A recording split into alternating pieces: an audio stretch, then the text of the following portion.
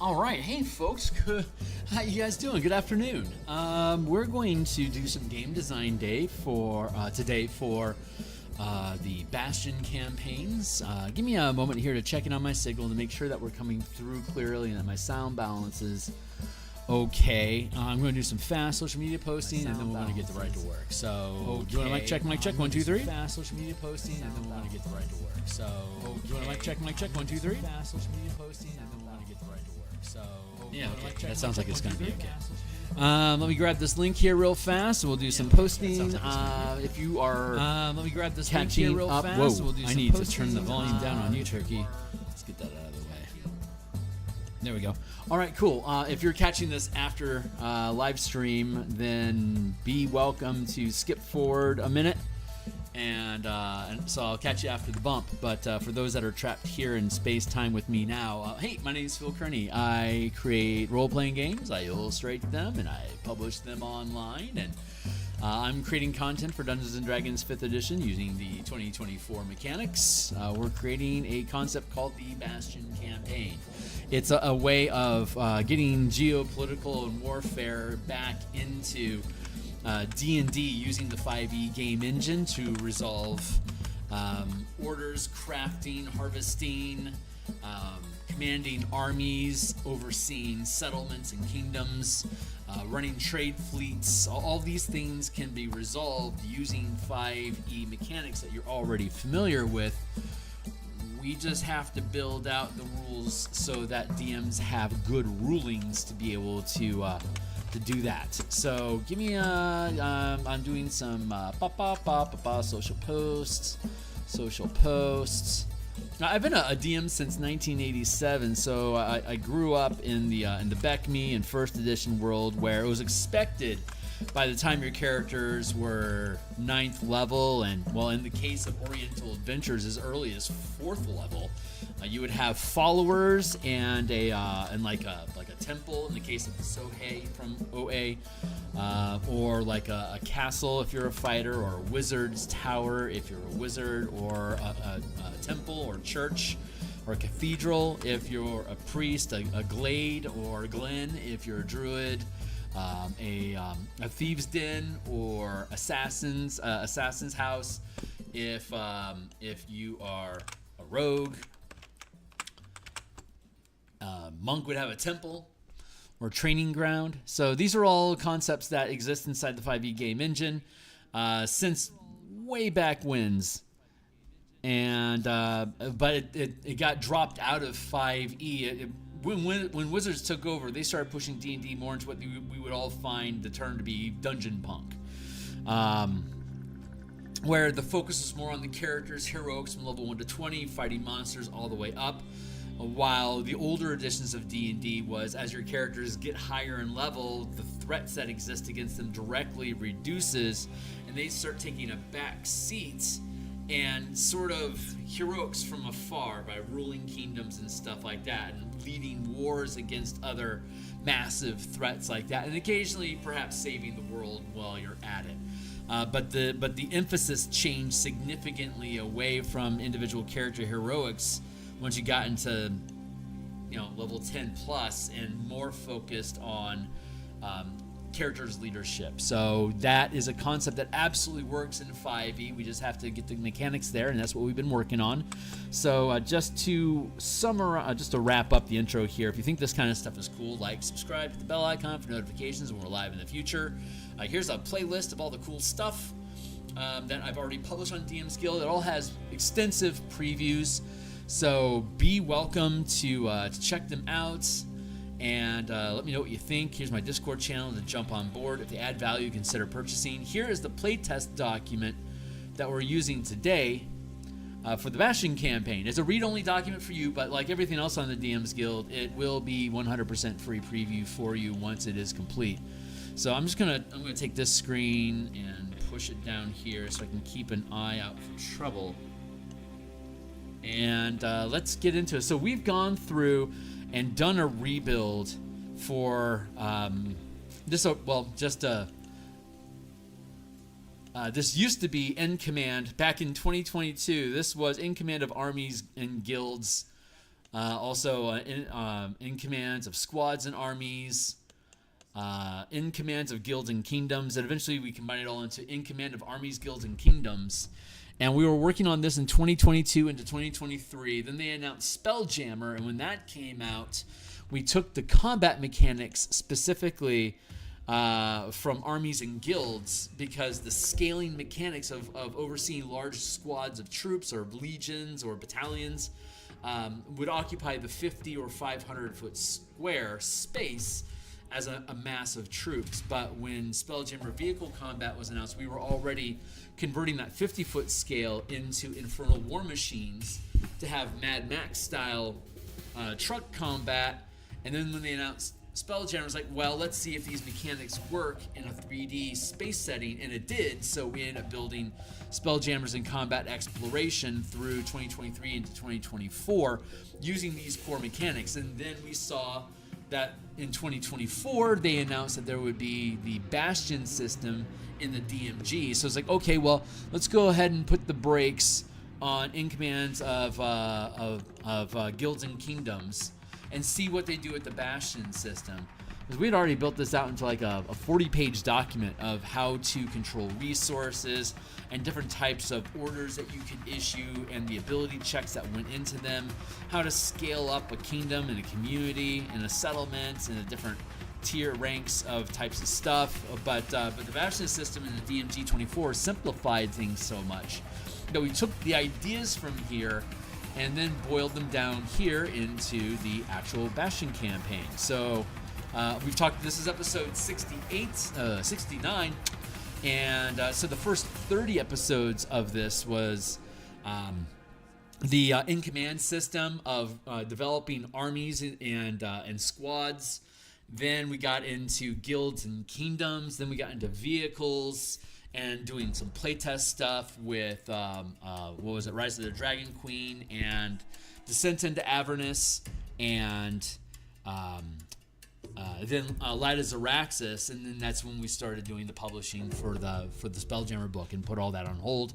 So, long story short, here we are reinventing the entire system, utilizing the orders system that WotC had presented. I want to pull this up a little bit. And let me know if this I'm using YouTube's audio library now. It provides free music. I've been using Epidemic, which is a paid service, but I think the music in here is just as good as Epidemic has, but it's free. So I'm looking at switching gears over. I don't even have to do any kind of attribution or anything. It's there for us to use. So let me know if the sound volume balance is okay. And we'll probably be switching over. We're field testing it here for now. So, okay, Bastion campaign. So, organizing your Bastions, you can get one as early as level 1. The reason why it's a campaign, is a Bastion campaign instead of just simply Bastions, is because you can frame the adventure, you can frame your campaign around the Bastion or the settlement or the fleet or the guild or whatever is the most important thing for your players. And the characters that they have are assets or like hirelings of the Bastion that you actually operate. And as your characters, your characters can gain levels independently of the Bastion. The Bastion can gain ranks independently of the characters. Bastions are measured by points. The more Bastion points you acquire, the higher rank your Bastion becomes.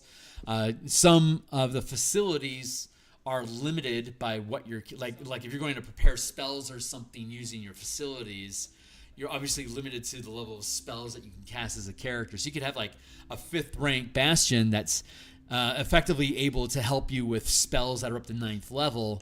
But if you're only a 5th level character, then it's going to pretty much cap at 3rd level ability until your character catches up. So you can have multiple adventuring teams operating inside of the Bastion. You can just choose on a weekly basis. Like when the idea is to frame the campaign around every week there's a new Bastion turn where you're issuing orders and following through on those orders and creating stuff or harvesting things or working out new trade deals or negotiating with different territories or guilds or settlements or whatever. And complications arise. That's what we're doing today, is working on these complications.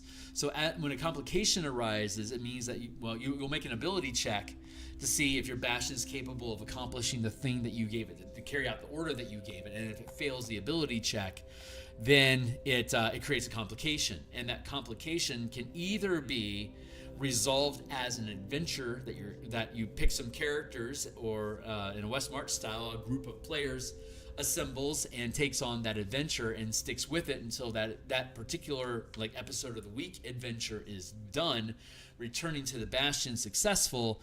That automatically resolves the complication, and then the order is carried out.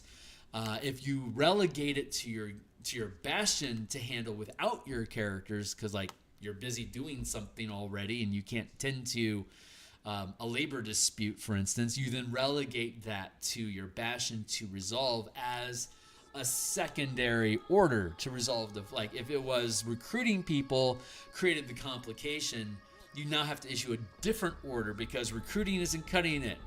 They're you don't pay enough for us to work here. It's maybe we need to do a maintain or a trade order to try to requisite some additional resources, or improve the lifestyle that these hirelings would have maintained for them if they were to decide to hire on. And that becomes a separate challenge for you to, say, increase the lifestyle using the maintain order for your Bastion or the settlement. And if you're successful, they'll jump on board. And I'm going to adjust my camera. There we go.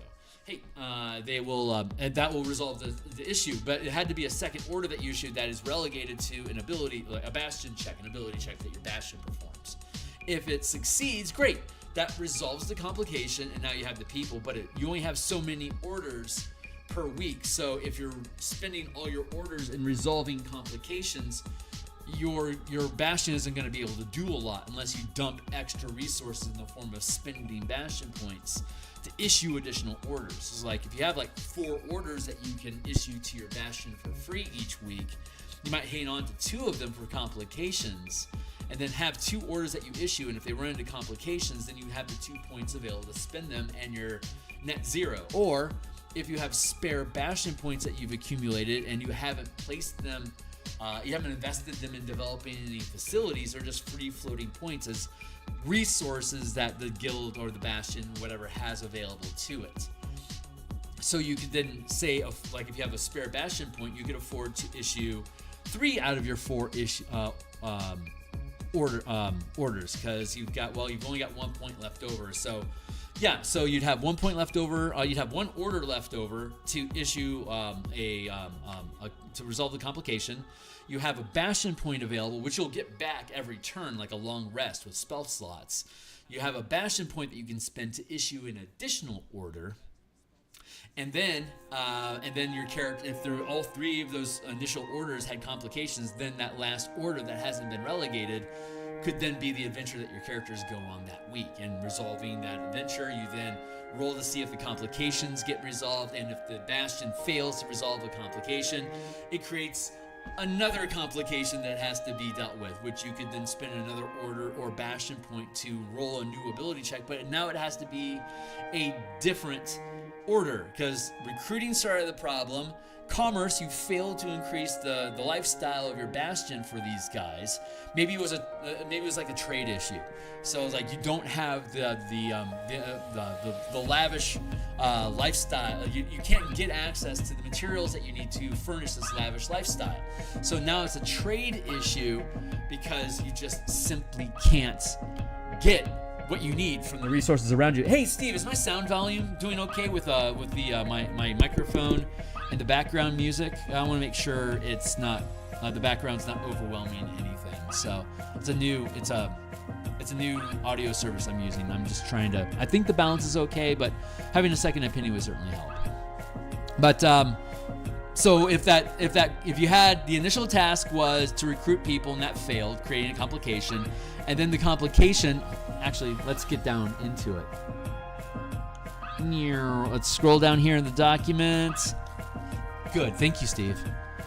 Okay, so here are orders, right? Complications. Order of operations. Characters issue an order to the Bastion. Make a Bastion test to determine if the Bastion succeeds or encounters a complication. Characters choose to resolve the complication personally. This is an adventure hook, or relegate resolving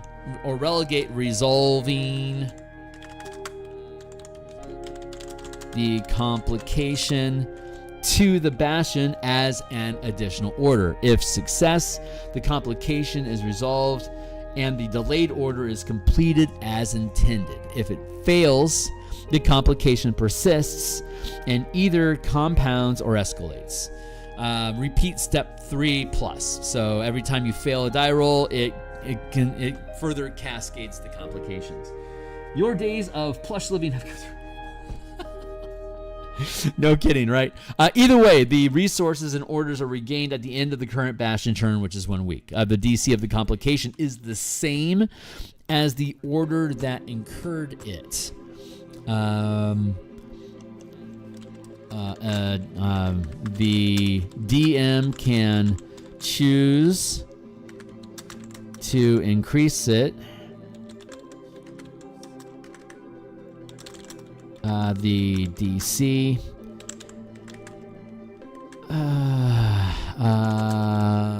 This isn't recommended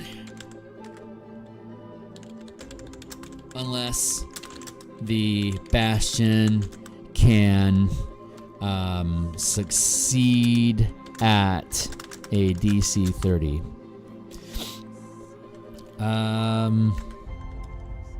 The Bastion die is determined by the rank of the Bastion, and any facilities benefits that add Bastion dice to the roll are included when rolling the Bastion test to resolve the complication.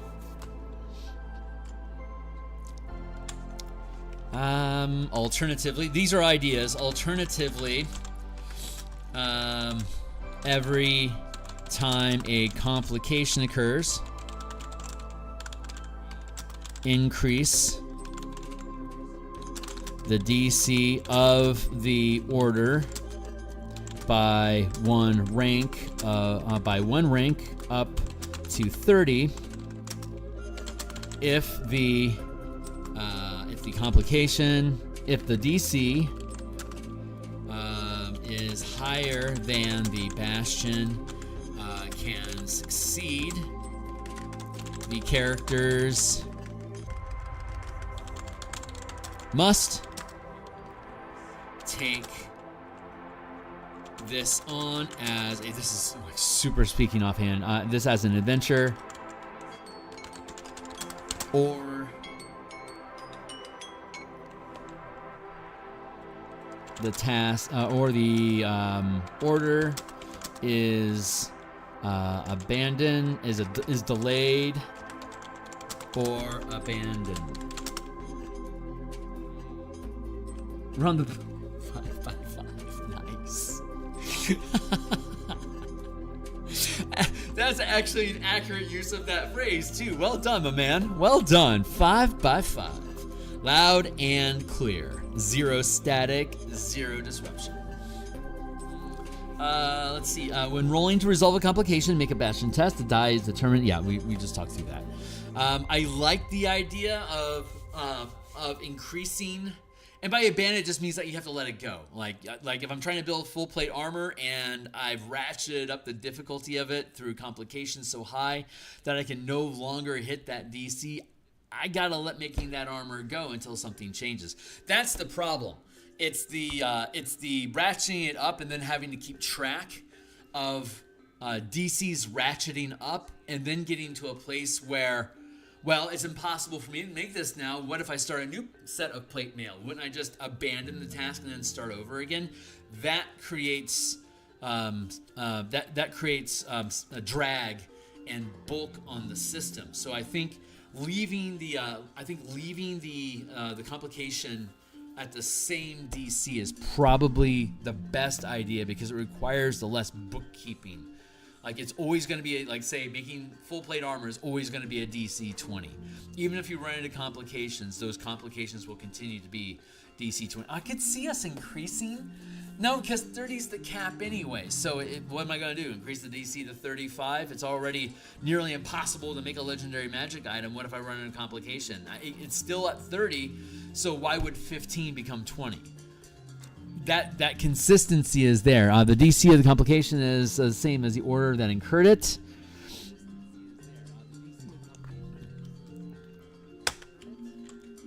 Period. When rolling to resolve. Okay, there we go. If the complication compounds, if the complication escalates,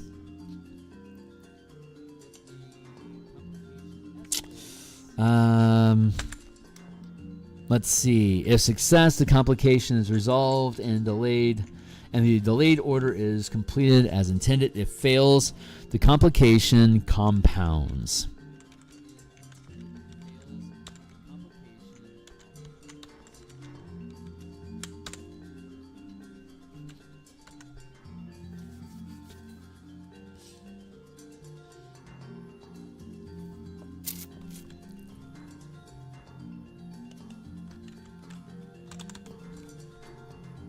Yeah, that makes sense.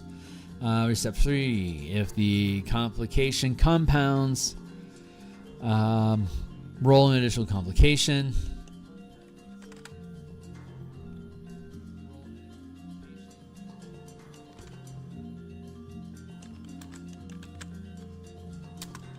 And repeat step 3. There we go.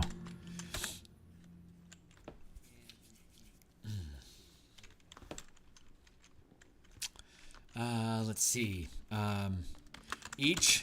Let's do it this way. Each order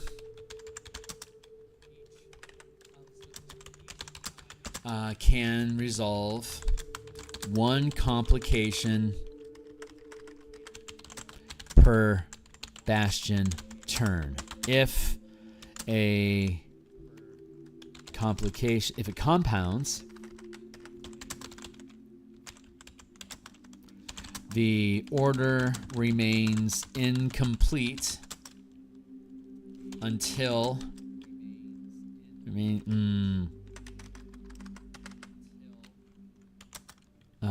order remains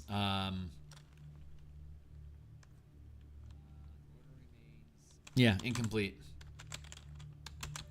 until the complication remains if it compounds, the order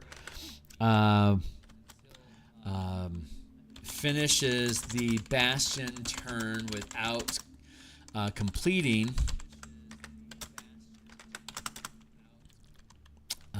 What's up? Hey, right on, man.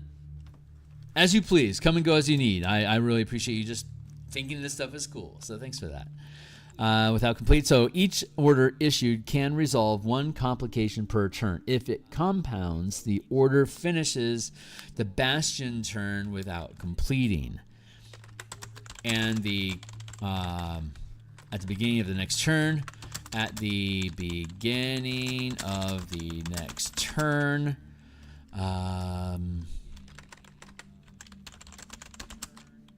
you can choose to either continue the task, continue the order,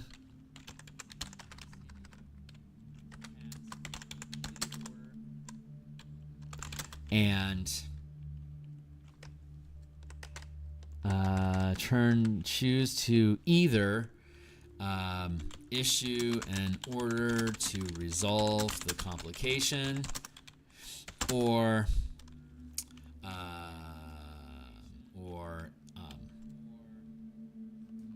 abandon it. Any order that is abandoned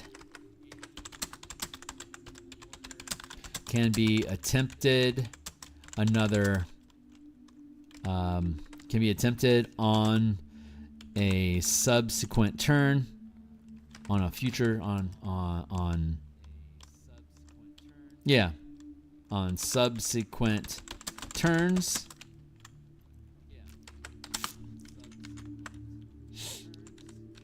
Any order that is abandoned can be attempted again.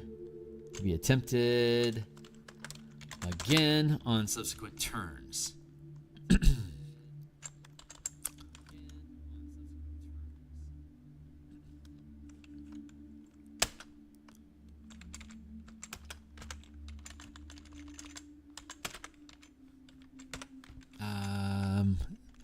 Let's see. At the beginning of each turn, on subsequent turns.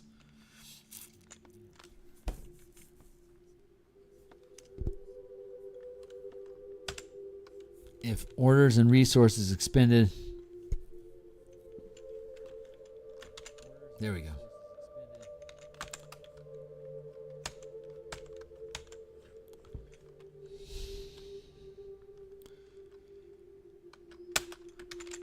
There. Let's see. The DC of the complication is the same as the order that incurred it. Okay, yep, that resolves that language there. So 1, issue an order. 2, make a test to determine if it succeeds or not. 3, character choose to resolve the complication. Make a Bastion test to determine if the Bastion succeeds or encounters a complication. The character chooses if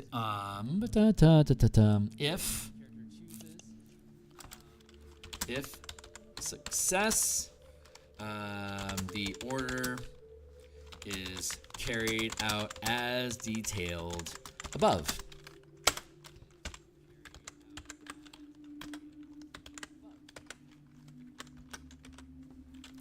If failure, characters can choose to resolve the complication. Characters can choose to resolve the complication personally, and this is an adventure hook, or relegate resolving the complication to the Bastion as an additional order.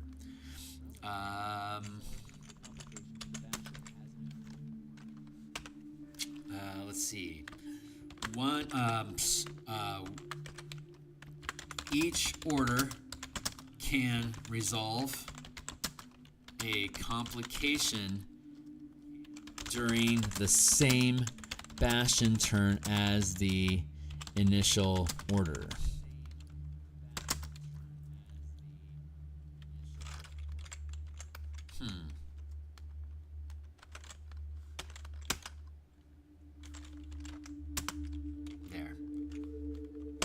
There we go. Each order can resolve a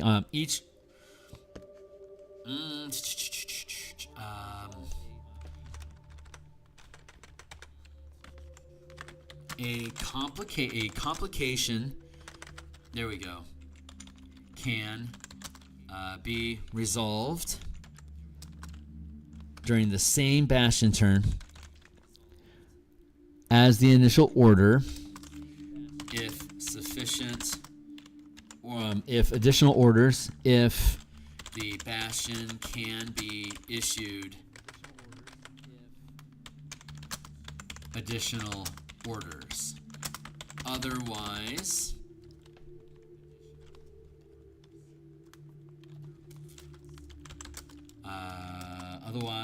the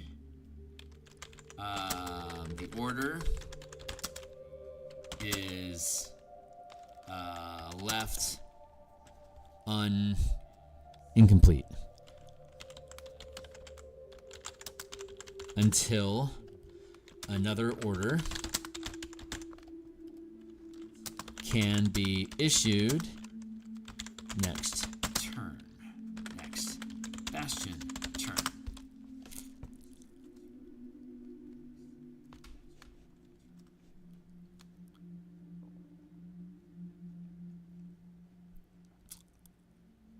If failure, characters can choose to resolve or relegate resolving the complications to the Bastion. If the Bastion fails the Bastion test to resolve the good point. A complication can be resolved during the same Bastion turn as welcome back. As the initial order.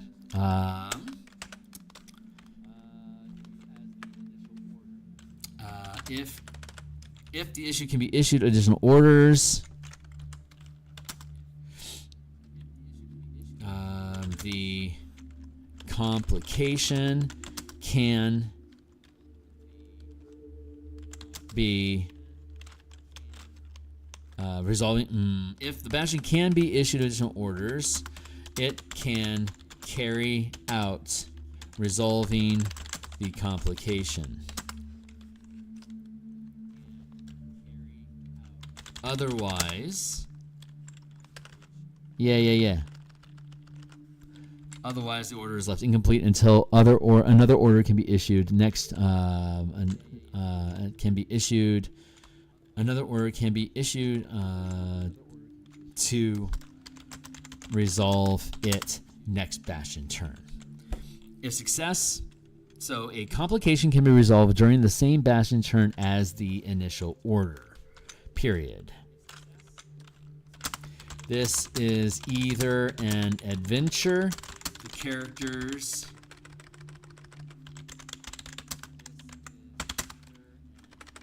embark upon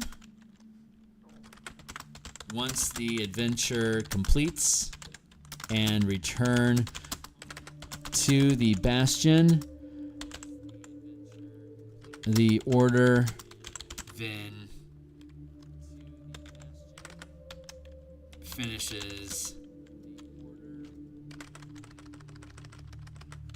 is then completed at the end of the Bastion, of the current Bastion turn.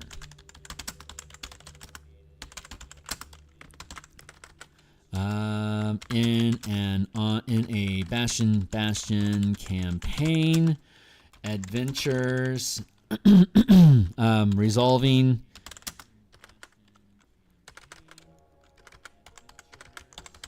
complications can generally be completed with the characters returning to the Bastion in the same Bastion turn as the initial complication arises. There. Alternatively, if the Bastion can be issued additional orders, it can carry out resolving the complication without character involvement, as see.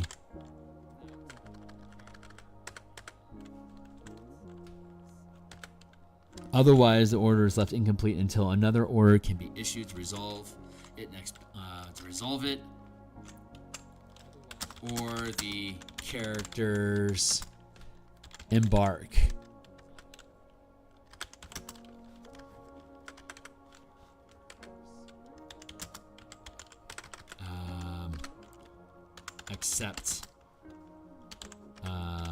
Accept it as the next adventure. Hook. This language is bad.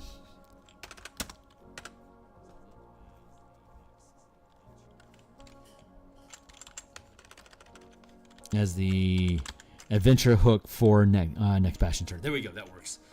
If success, the complication is resolved and the delayed order is completed as intended. If failure,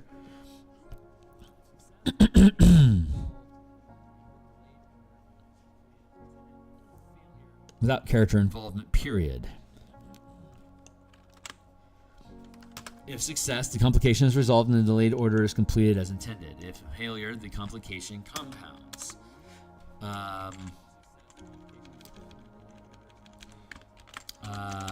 Whether the characters ignore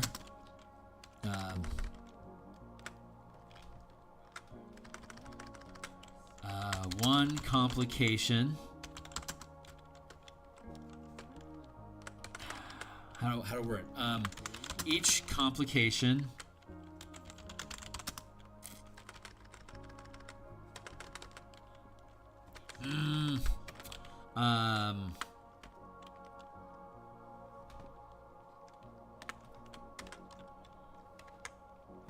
No, we already made mention that it's incomplete at the end of the turn. So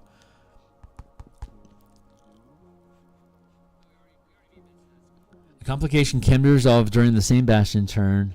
Resolving the complication can generally be completed with the characters returning to the Bastion at a time. Bastion turns as the initial complication arises.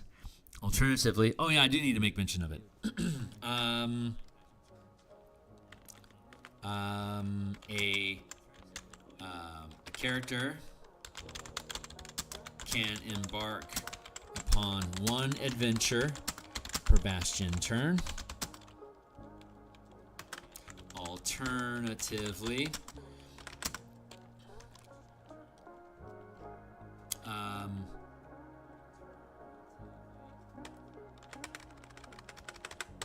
there we go.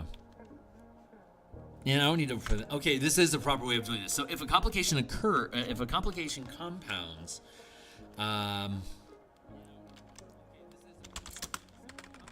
roll an additional complication.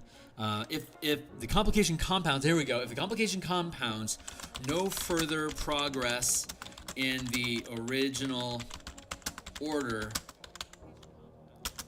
can proceed. No further progress in the original order can proceed. Let's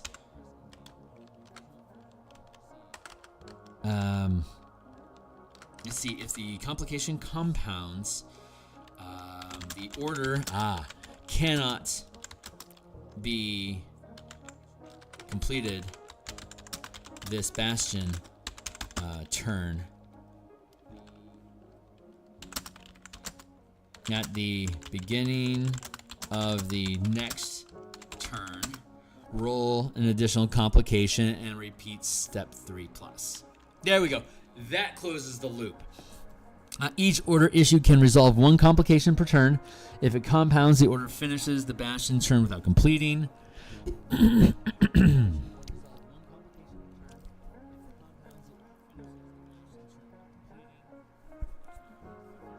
At the beginning of the next Bastion turn. There we go. The wording was already here. I just didn't trust it.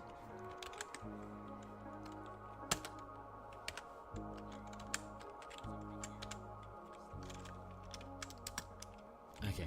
Each order issued can resolve one complication per Bastion turn. The order finishes the Bastion turn without. If it compounds, the order finishes the Bastion turn without completing.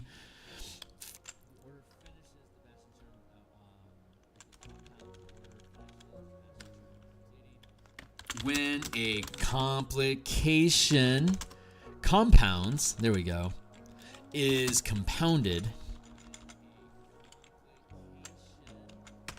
When a complication compounds, thank you, Tally Timer. The Bastion turn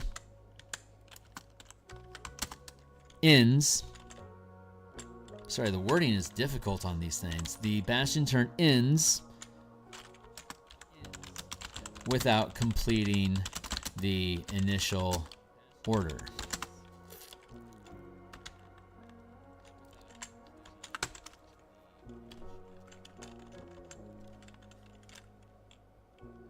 At the beginning of the next turn, roll an additional complication and repeat step 3+. No, wait. Choose to either issue an order to continue resolving the complication or abandon it. Any order that is abandoned can be attempted again on subsequent turns. Any order that is issued an order, any order that continues to resolve for every order that continues to have complications.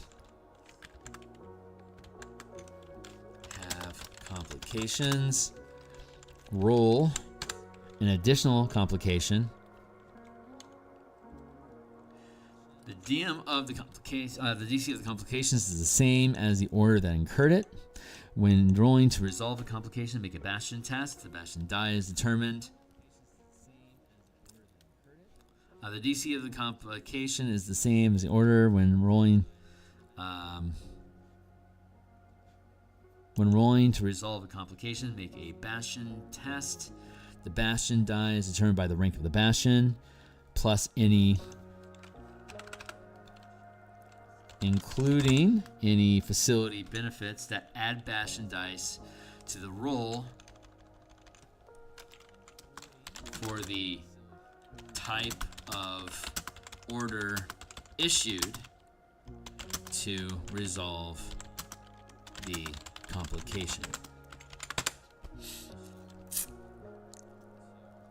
If failure, the complication compounds, period. This should be here. Roll.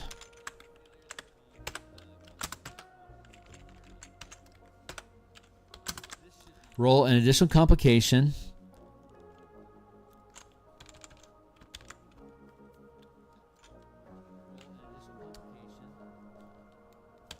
But the Bastion turn ends without completing the initial order.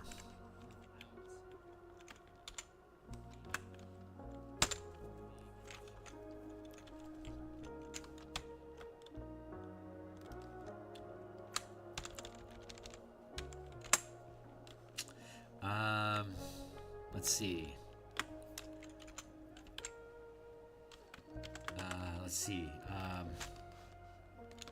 When a new and the complication and the compound complication can be attempted next turn. At the beginning of the next Bastion turn, choose to either issue an order to continue resolving the complication or abandon it. Any order that is abandoned can be attempted again. At the beginning of the next turn, choose to either create an adventure hook or issue a new order to continue resolving the complication or abandon it.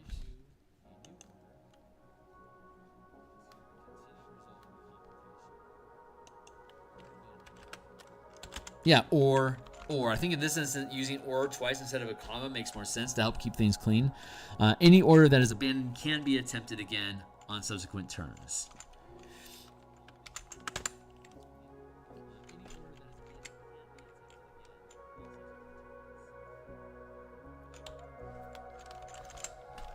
As detailed in step 3 above. Returning to step 3 above.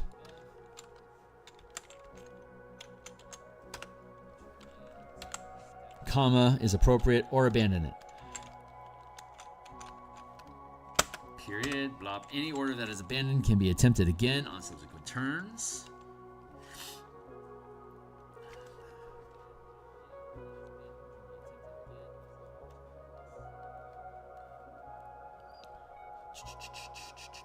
Great.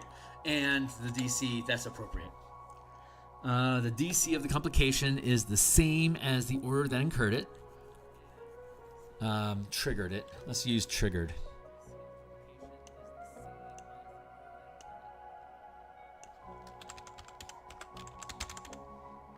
When rolling to resolve a complication, make a Bastion test. The Bastion die is determined by the rank of the Bastion, including any facility benefits, including any additional Bastion dice gained from facility benefits appropriate to the type of order issued to resolve the complication, period.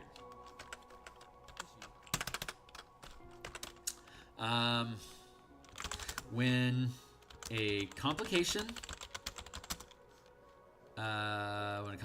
to determine, here we go, to determine the nature of the complication,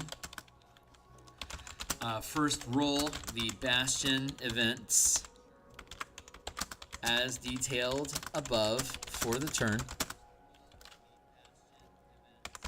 and roll 1d6 on the list below.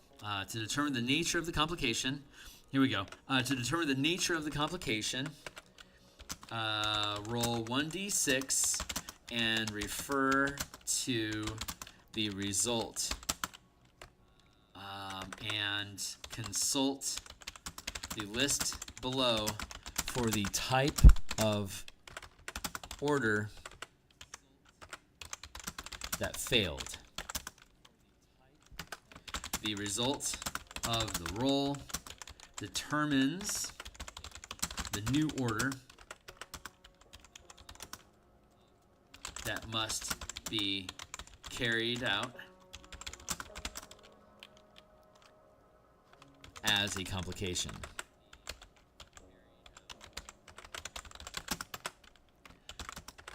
If a complication cascades,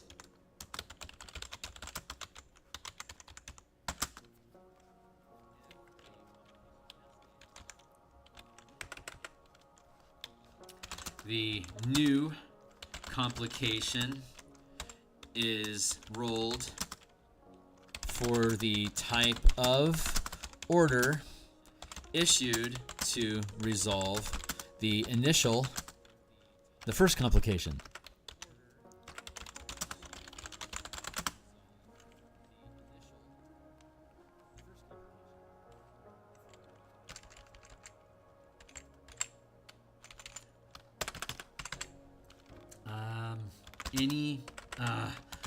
Let's see. When a complication, when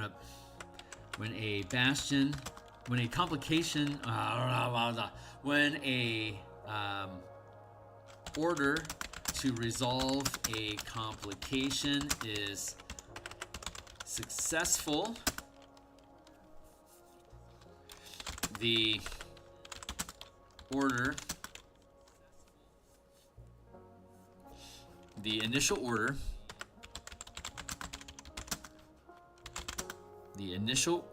that created the complications is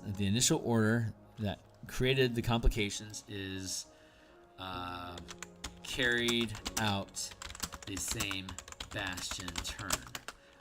Note, some orders require more than one Bastion turn to complete, such as recruiting a third rank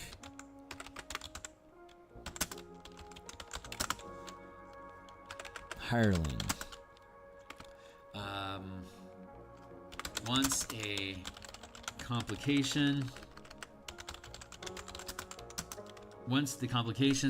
the complications are resolved, the ongoing order can Bastion points can be spent to sustain the order without further Bastion tests as detailed above.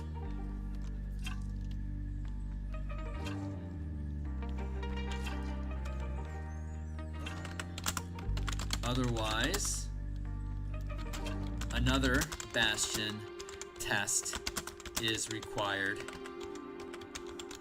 Next Bastion turn, next turn, potentially creating new complications that further Bastion points can be spent to sustain the order or their Note, some orders require more than one Bastion turn to complete, such as recruiting a third rank hireling. Once the complications are resolved, the duration of the sustained order, the order completes one Bastion turn.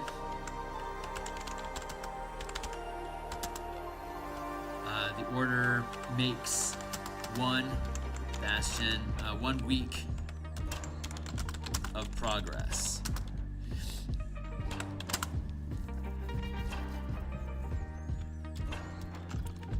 Bastion points can now be spent to sustain the order without further Bastion tests as detailed above. Otherwise, another Bastion test is required next turn, potentially creating new complications that further delay progress on completing the order. There.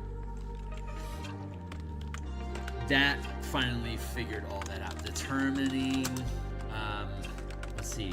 creating complications. Let's do that.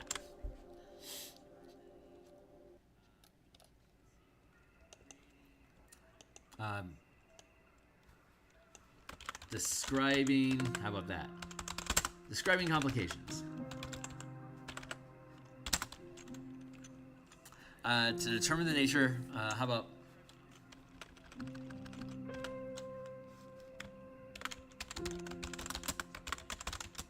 determine the nature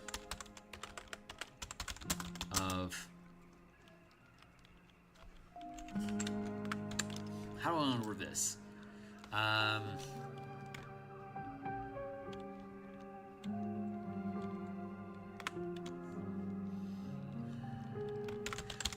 Types of complications. To determine the type of complication,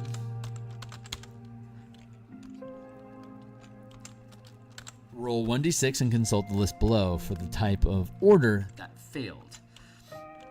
The result of the roll determines the new order that must be carried out as a complication, following the steps above. If a complication cascades,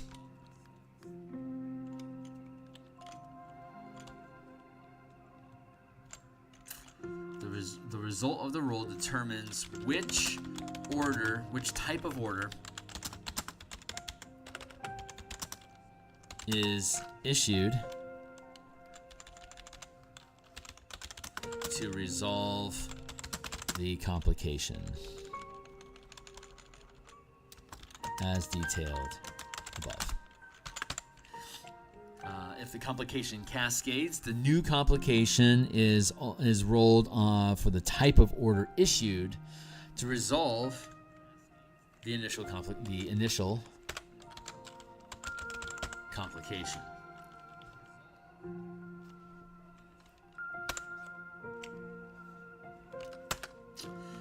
When rolling,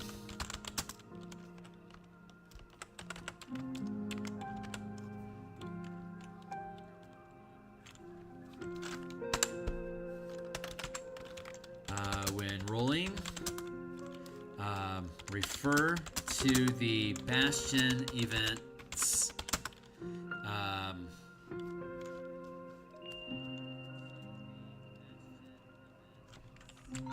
before rolling. Refer to the Bastion event for the current Bastion turn to modify the narrative of the resulting complication to be relevant to the current Bastion events.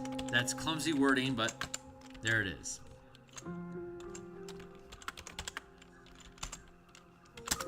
if the Bastion has more than one event each turn, decide which event is relevant to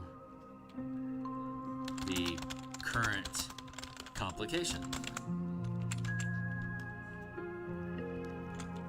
Now, if you really want to bring your team in on this, tell them the events, have them roll, and decide with you as a DM what this complication means, because now the players get to start calling the shots on what type of adventures are they going to create to fuel the Bastion campaign. So we're making these complications.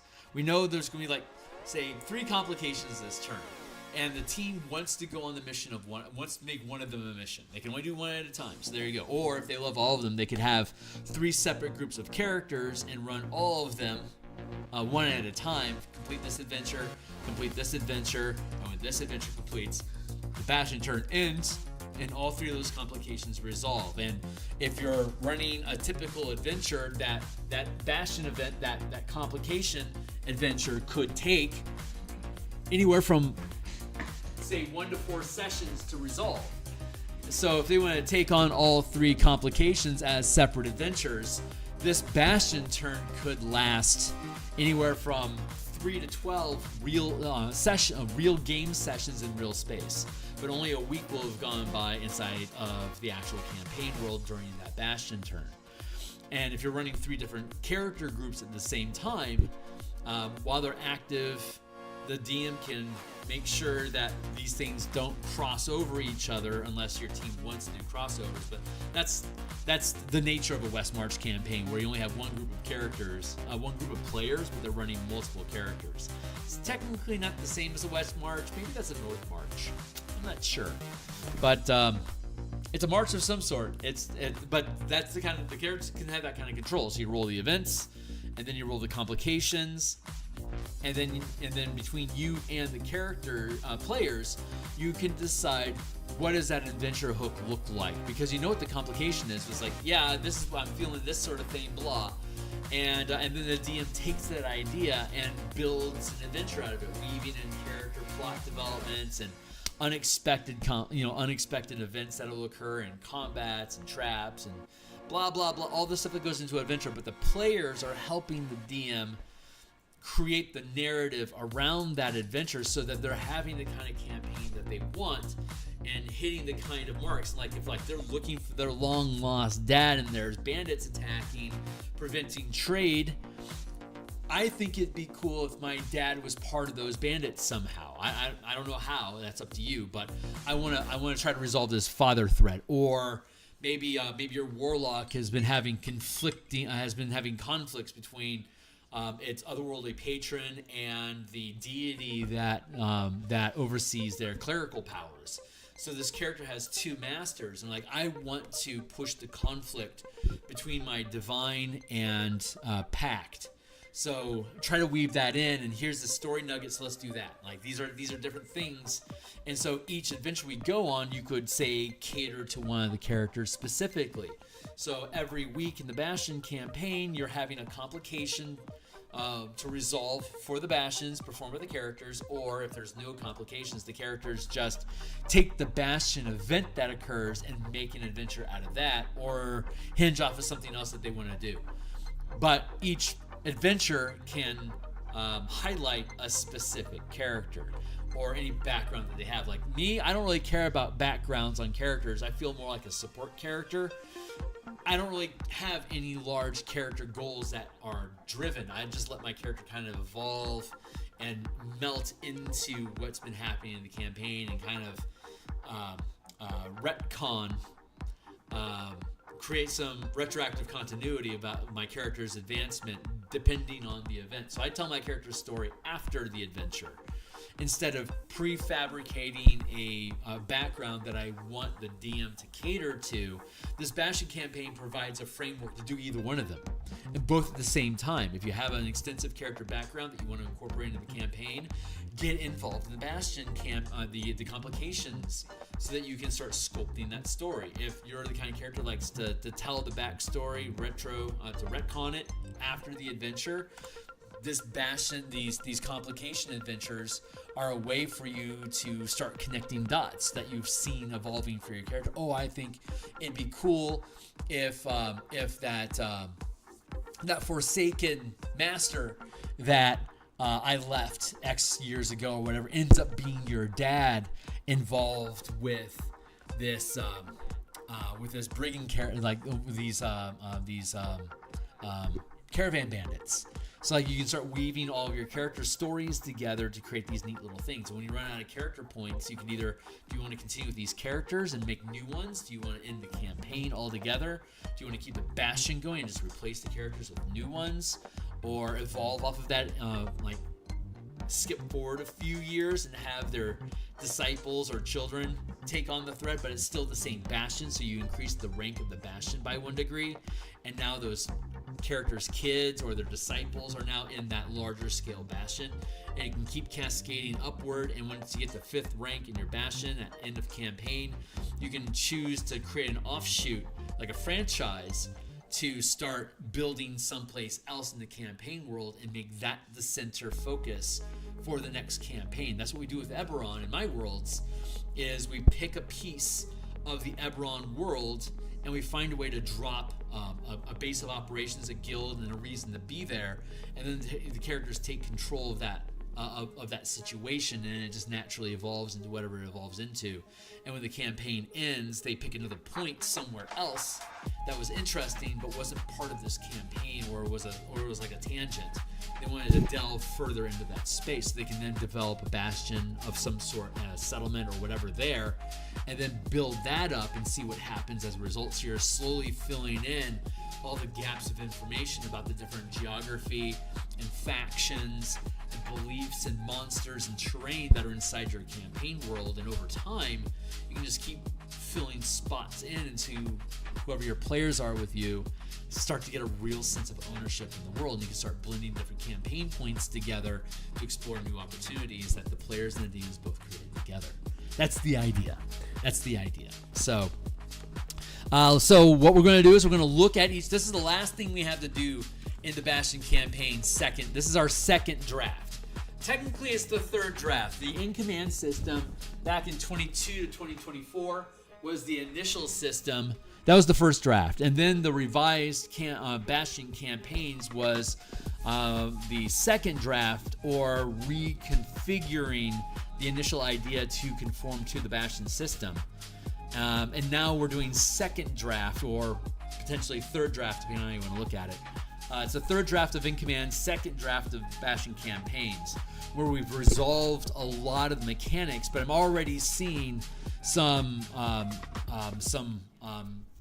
friction, like with creating settlements versus creating a Bastion outside of a settlement. That language is a little mealy, and we're also seeing there is an absolute difference between issuing an order to the Bastion as a whole versus issuing an order to the Bastion through a facility, which we're going to end up having to go back through the orders and restructure them again as basic orders involved with the Bastion itself, or unique orders which are issued through a specific facility. Because again, looking up at the document here, if we go to the facility, here we are.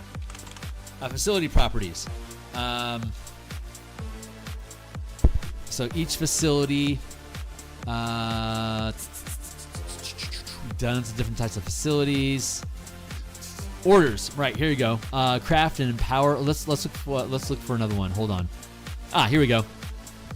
Auction house. Auction house is a trade order. We already know that if you're trying to get access to materials that are of a higher rank than the settlement that your Bastion is inside of, you're going to issue a trade order to your Bastion to create a trade route that provides the materials that you need.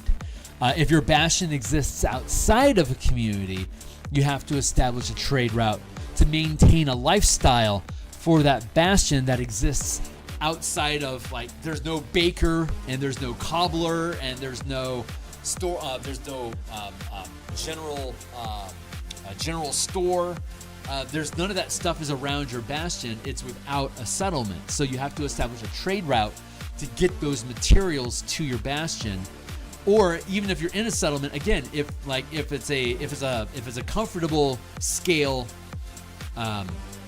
settlement, but you need aristocratic or even wealthy materials to create the things that you want, you're going to have to establish connection to materials that are of that 4th and 5th rank, of that wealthy or aristocratic quality, for you to be able to make the very rare or legendary magic item that your character wants to build.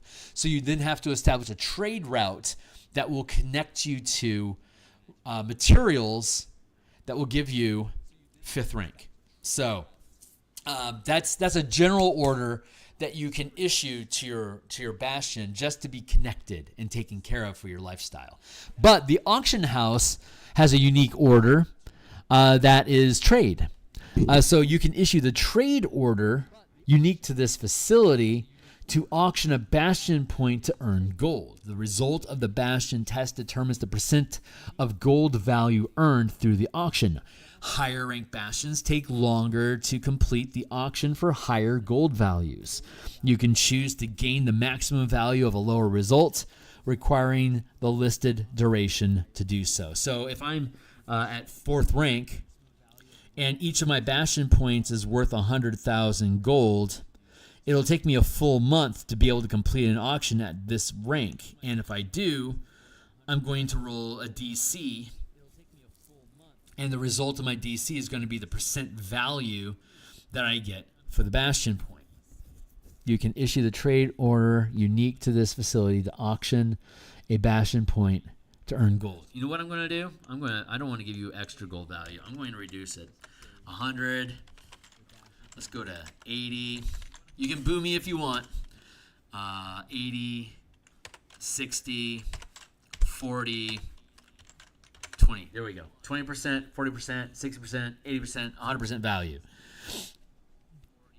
So if you're selling off Bastion points, you'll never make as much money as you would have for just holding on to it, which is actually kind of important at mid-levels. So obviously 1 million gold pieces in value for a 5th rank is going to take an entire season to auction it off. Your character should probably be around like 17th, 20th level at this point. And to be able to get your full $1 million, your million gold value,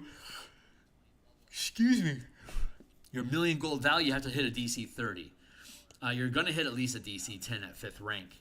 So that's going to be 20, which is 200,000 gold, which happens to be the cost for legendary magic items that your character should have access to at 17th level. So that actually tracks. This is actually the most accurate way to do this. I'm really proud of that. You can also issue a trade order. See, this is a unique order that can only be issued if you have an auction house. So you can always establish a trade route to bring materials and resources to your Bastion. But if you also have an auction house, you can auction off your points for raw gold, and it takes time to do that. So that's the idea behind so we just need to clarify basic orders and unique orders. We already have it partially baked in. That should be easy for us to reconfigure, and I might do that here on screen, maybe not. We'll see. I'm thinking about next week, since this is going to be the last week we're going to work on the Bastion campaign here on screen.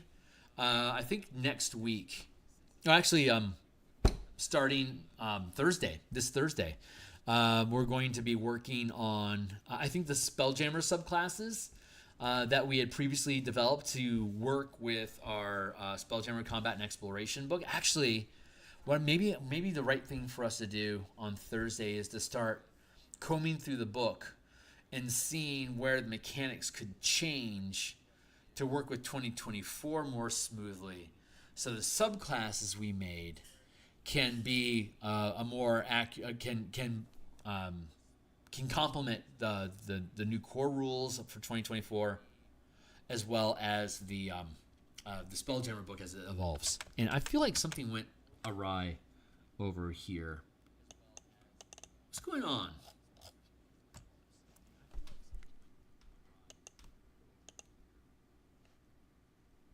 Oh, it wouldn't let me continue.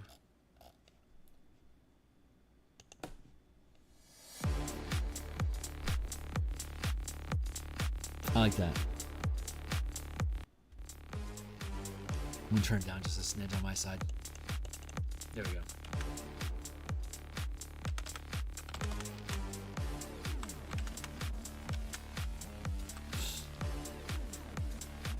I like a lot of the music here on YouTube. This is good stuff.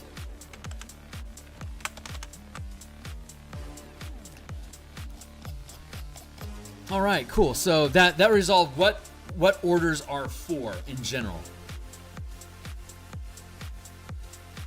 So getting back down into the actual complications. That's what we're here for. When in order. Starting Tuesday, tomorrow, I will be working on the 2024 subclasses. Or the Spelljammer subclasses using the Spelljammer Combat and Exploration system I built using 2024 rules. And then on Thursday and Monday nights moving forward, I'll be updating the actual Spelljammer document to be compliant with 2024 mechanics. That's what we'll be doing. And that'll probably take a few weeks for us to do that, which sounds awesome to me. So let's see, let's continue sallying forth. Type of complication. I actually need to have the new Artificer supplement from Wizards get published so that I know what the actual language on Artificers are before we're able to complete the subclass for that Artificer, but it's on the way. All right, so complications. We talked about how to do it. So you can see here, like we were talking about trade, right? Establishing a trade route. You create a complication. So let's go to trade and look at an example. So, like for example, we were trying to auction off a Bastion point, but we rolled below 10. So we created. Not only could we not complete the auction, but we created complication. So I'm going to now take the trade table and roll a d6. In this instance,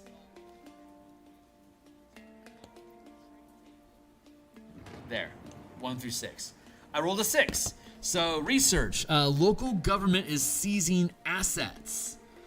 Issue the research order to discover how to influence the government hirelings seizing assets, or create an adventure to investigate why assets are being seized.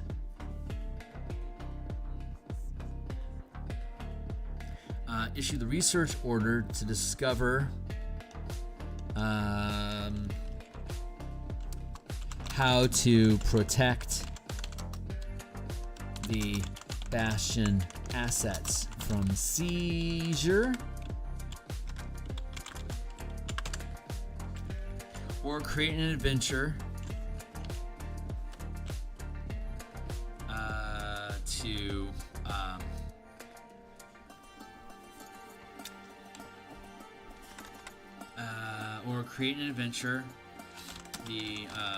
to provide services instead of assets. Or create an adventure to protect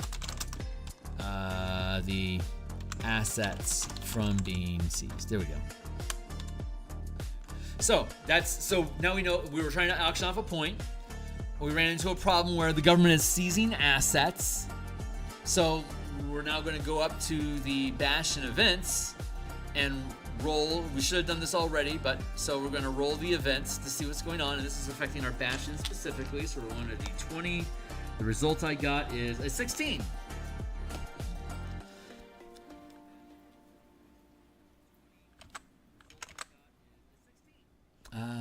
One second.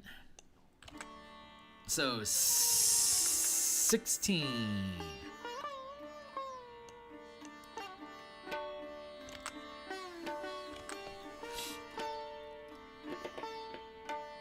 Brilliant insight. Your Bastion, the event of your Bastion this turn is Hirelings innovate new techniques. Roll an additional Bastion die for one order this turn. And the auction order, so we should have rolled that first. You roll the auction first because you can modify your die rolls. So we should have rolled that first before we had any issues to deal with. We did the auction check. It failed. We applied the innovate new techniques.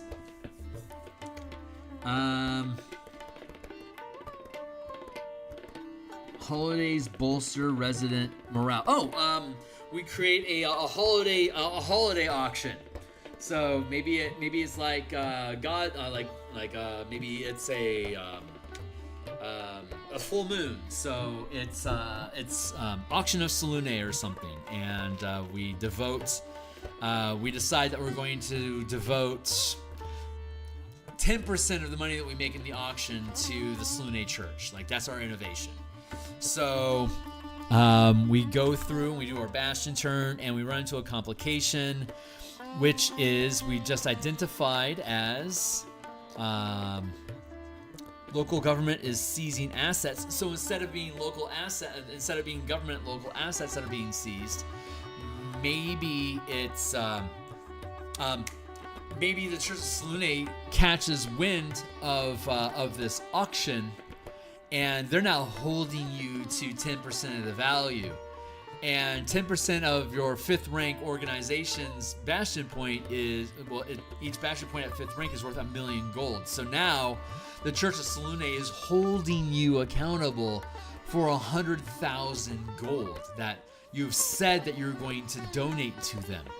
And you could be like, well, I mean, if we're able to successfully auction this off, and then maybe Selûne says, tell you what,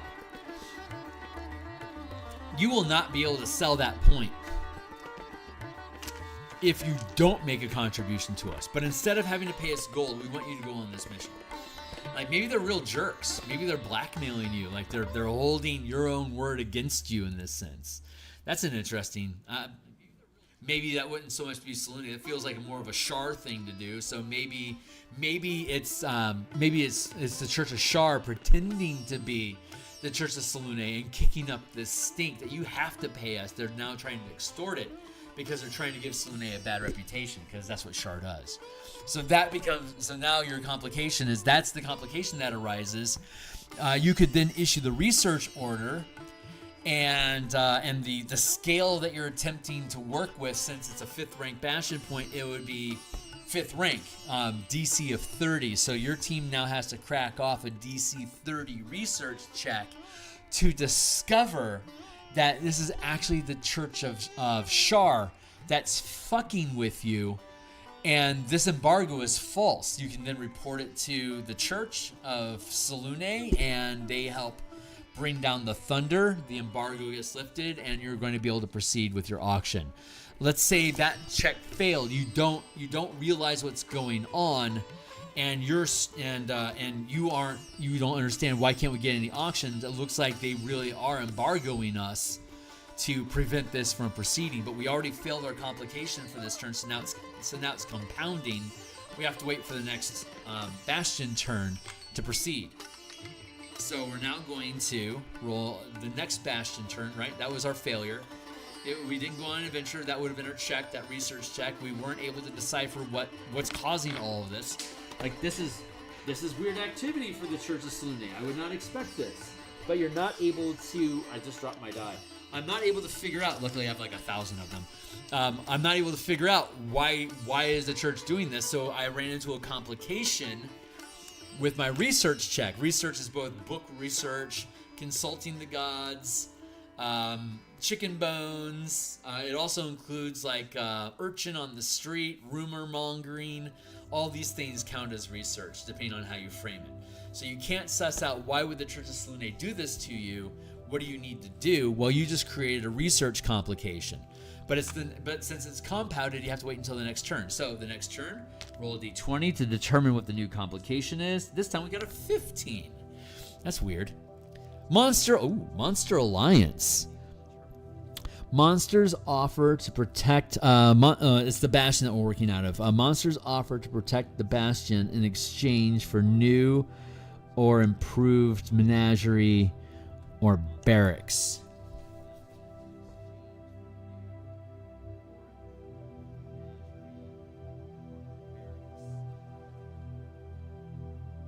Huh. Okay. So, like, if we're using this, like, if we're using this Selune thing,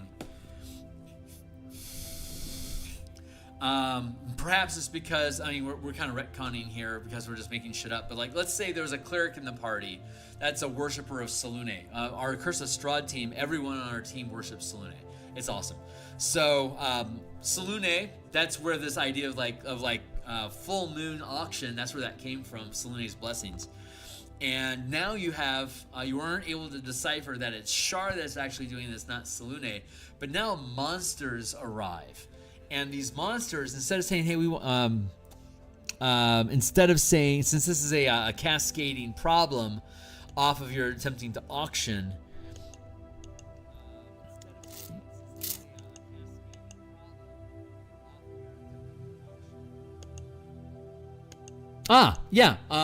these monsters arrive, and they say, we are going to,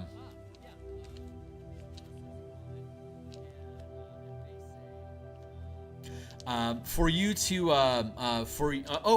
here it is. The church is willing to overlook this oddness and then finally provide a blessing for your auction if you build for us a menagerie or a barracks. Like, build us a barracks so that we can have presence here and then house us. So now you have, instead of being monsters, they're just like hostile NPCs. Like, they're weird. They claim to be with Selune, but they're super strange, and you can't get a signal off of Selune about this at all. So now you're going to make your Bastion check, and if you succeed in the Bastion check, you'll resolve having this Bastion established for these monsters. And that, resolving that, if you succeed. If you fail, it creates another complication. But if you succeed here, if you succeeded the first complication, you would have discovered that it was actually Shar that was pretending to be Selune, tricking you into having to give away your gold. That created a cascade, and now these people show up. Instead of giving us your gold, tell you what, you can just create a barracks and let us reside there, and just let us be part of your facilities. And if that fails, you'll create a new complication. Oh wait, that was the Monster Alliance. So that's the new thing that arose. So we know that offers. So actually, we have to roll the complication now. Sorry. So it was the trade order went wrong. So it was research we had to do. The research order went wrong. So now we go up to the research table. These creatures show up and demand occupation. So let's roll a d6, and I rolled a 6. So it's not going to be research because research was 6 in trade, but research can't be its own. The problem now is trade. Hirelings require expensive sources of information to proceed with the research. So these monsters, you fail. These monsters arrive. You fail to discover that it was Shard. These monsters arrive. Now the trade is that you have to use expensive resources. So these monsters are requiring that the facilities that you create use a higher rank of materials than you currently have access to. So now you have to use a trade order to establish the materials that you need to placate these NPCs that are here in exchange for being indebted to Selune for promising that you would give her 100,000 gold, even though that totally wasn't what you said you were going to do. It kind of is what you said you were going to do, and it's just weird that you're being held to this. So now you have established a new trade line, and the materials that they're requiring is coming from some obscure place. It's this weird moon, like they say it's moon rock, and they require moon rock mason work. So you're getting this exotic material delivered to you to placate these monsters, that say Selûne is angry at you for doing this auction until you give them a place to live with this moon rock. So let's say that complication fails. So now you're trying to establish a trade route. Your next event, this is now the third week, and this is an ongoing problem. You're trying to get this auction going. 17 is what we rolled this time. God, these numbers are so crazy. 17. This is Revelation. Hirelings make an unexpected discovery. Gains a free research order this turn or free plans. See, now we're making an unexpected revelry. I'm guessing this is going to have something to do with us discovering this is a plan of Shar's. However, let's find out what the D roll is. So we then go into the trade roll. The complication is a 5 this time. Recruiting. The Bastion's merchant routes are blockaded by rivals. Issue the recruit order to hire mercenaries to clear the blockade.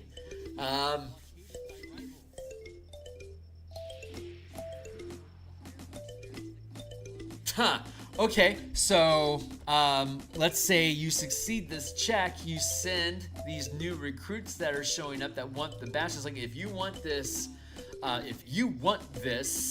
barracks with this moon rock so badly, our caravan's being fucked with. Go get it. And if the Bastion, if you succeed now in this third complication, it'll resolve all the complications before it. So let's say you succeed on this roll, and these monsters, they go to the caravan, they steal the material, and they take off, and they don't bother coming back. You've just now had 3 weeks of resources wasted on these people, but the caravan eventually comes through and they have no materials with them. The trade route would have succeeded, but it resolved all the complications for the auction. So now the auction can proceed, and when this merchant arrives, it says, "Yeah, we just got mugged by monsters of Shar. They took all this crazy moon rock you ordered and left. It's like they were waiting for us. They ambushed us." You describe them to them. They described the monsters to you. It's like, son of a bitch. These were the dudes that we were supposed to have hired, and they never come back. It's like, huh? And now you start getting signal from Selûne that these monsters have been cleared from the area, but now they're off with moon rock, doing Shar stuff with moon stuff. And so that could be an order, or that could be an adventure that the characters decide to go on. We gotta go find out what's going on with those monsters. And now you've created, from these 3 weeks of odd activities, you've now created the seed, like an adventure that your characters actively want to pursue themselves outside of any complications. So, and why did we have to do a cascading event of complications like this? Because maybe they were doing something, like the characters were off already on a quest, and while they were questing, this is the bullshit that was going on back at the Bastion that was preventing them from being able to get the money that they needed. But now that complication cleared up, your characters declare, we want to go chase these assholes down and figure out what's going on. You now have Selûne's blessing, and the auction proceeds, and you're still welcome to donate 10% or whatever. But maybe what you'll end up donating to Selûne is the moon rocks that you recover from this crazy gain of monsters that hoodwinked you into giving the moon rock. So okay, well that will be our contribution to Selûne, and we'll keep all the gold that we have. This problem resolved itself with a bunch of really weird D&D-esque complications along the way. That is the nature of complications. That is the spirit of what a Bastion campaign is all about. Is creating these cascading consequences, and this is for every single order that you issue if you fail the Bastion test. So the more orders you issue that are really difficult for you to achieve, the more likely you're going to have a cascade of consequences that's just you chasing your tail. You could just give up on all this, fuck it, we don't, but you needed that gold for something. That's why you were auctioning off a Bastion point to get gold in the first place. So that hasn't gone away. The auctions just finally began. And if you only needed 200,000 gold, then if you only rolled a 10, you'd be able to get that in a week. It's like, great, we're going to get rid of our Bastion point, give us a 200,000 gold. We're chasing after that moon itself, and everything's fine. We're back to square one. We now have the gold that we need, and we gave Selune's church the moon rocks. We don't owe them our gold, so we're free and clear with that, and we got it in a week.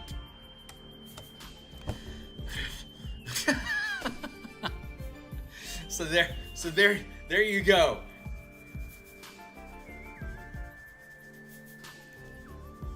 But if you're issuing 3 or 4 orders, you could have a number of these complications starting to web out and create just this like a web of just ensnaring strands and stuff that slows you down and blah, all this crap you have to do. But it's you're generating these problems, and baked into all of these are ways for you to express your character and advance your character's personality and their story, along with getting more embedded into the campaign. And now you've got these Shar thugs that hate you because you went out and punched them in the nose. So now Shar's got to be with you, but they would have already because of the Cleric of Selune that you have on your team. It's just helping further push your team down this pipe of adventure that just breathes more life into what you're doing with your campaign, by them making decisions and having consequences baked into the system of resolution to create that storyline with your characters and the RNGs that we have. So that's the ideas. So let's go through, and what we did last week was we walked through the language for all of the events, and that went smoothly. So here we are, hour and a half in, and we're getting to finally clear out the language here. So I suspect these are going to be okay, but empower, craft, create non-magical items, empower. The problem is empowering. The complication resolves empowerment. The items being crafted becomes cursed during its creation. Issue the empower order to purge the item of its detriment, or create an adventure to discover and remove the source of the curse. Okay. From crafting an item, the complication arrives that needs harvesting to resolve. The facility lacks the materials needed to create the item. Issue the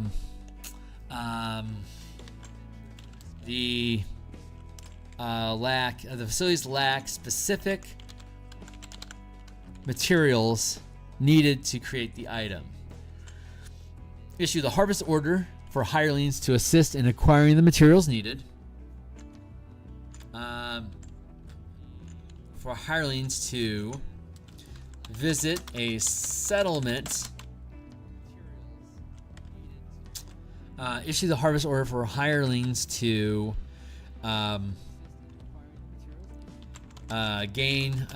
gather the needed material from a nearby community or from a nearby location.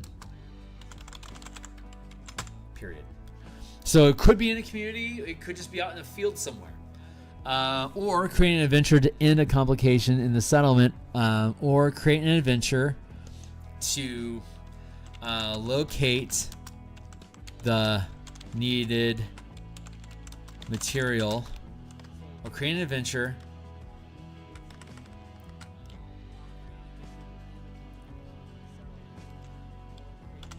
to locate the material and overcome obstacles preventing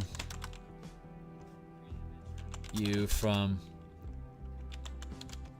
gathering it, period. There. Maintain order for craft. Hirelings in the facility refuse to work due to unsafe work conditions. Hirelings in the facility refuse to work. Let's just go with that.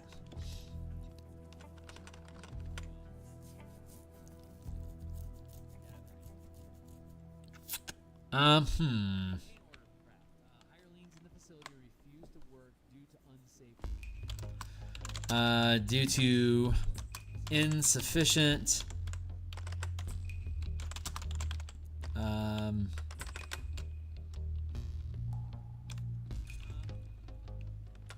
hirelings in the facility are growing are becoming greedy, requiring additional pay to carry out the order. Or create an adventure to investigate the cause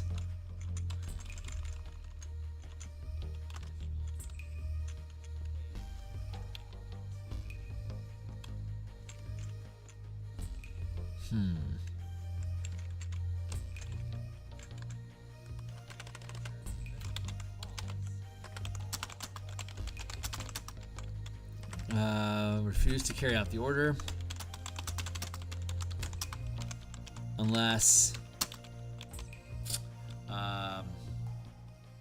they're paid extra.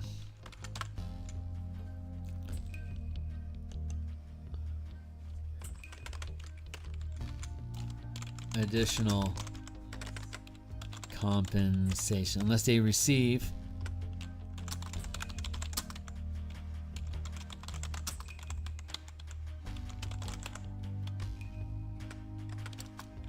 pay, period. Issue the maintain order to temporarily improve. Issue the maintain order to afford additional pay, period. Or create an adventure to investigate the cause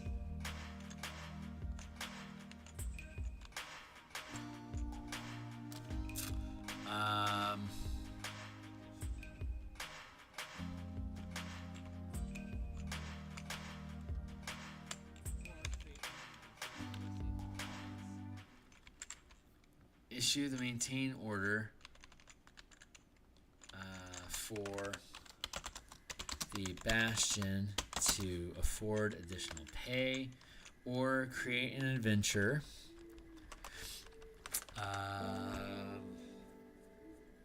to discover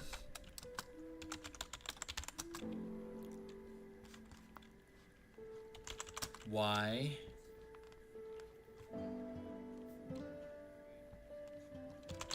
the hirelings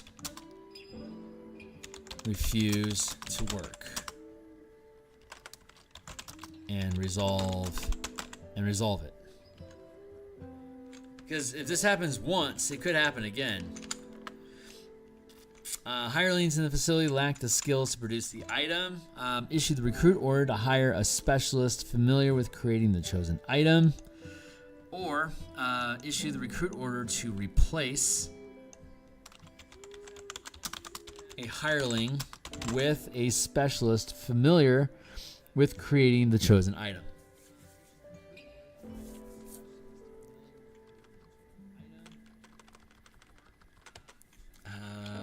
Issue the recruit order to acquire a new specialist, a new hireling familiar. Yeah, we don't necessarily have to fire the current one, but you could.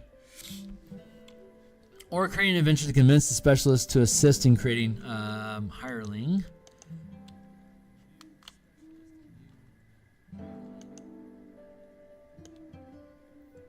To hire a new hireling. Acquire. You can tell me, timer. Or create an adventure to convince a specialist to assist in creating the chosen item. There you go. Which could be, it's an adventure to convince. Like, it could be, I'll do you a favor, you do a favor for me, or I'll protect you if you come work for me from these bandits. I'll prove I can do it. I'll protect you right now. That sort of thing. Research. The plans you have created, the plans you have to create the item are flawed. This automatically resolves if the item is of common rarity. No, we don't have to have that caveat. You automatically get the plans for common items, but it doesn't mean that the plans that you have are any good. Issued research order to discover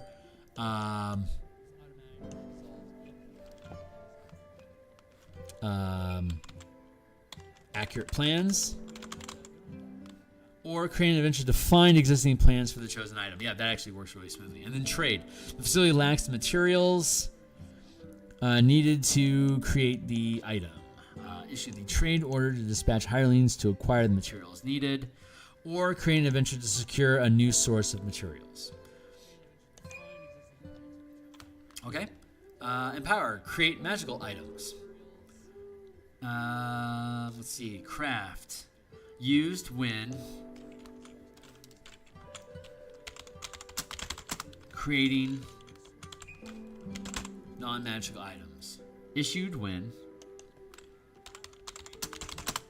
creating magical items. Craft. The non-magical item cannot be empowered.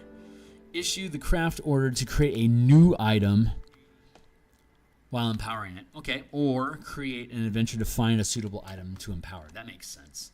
Because you can often create the item while you're empowering it, or if you provide the item, you can empower that item. So you can do it either way. So this actually works. Harvest. Since this is an empower order, we skip empower, so number 2 is harvest. The Bastion doesn't have the necessary exotic materials needed to empower the item.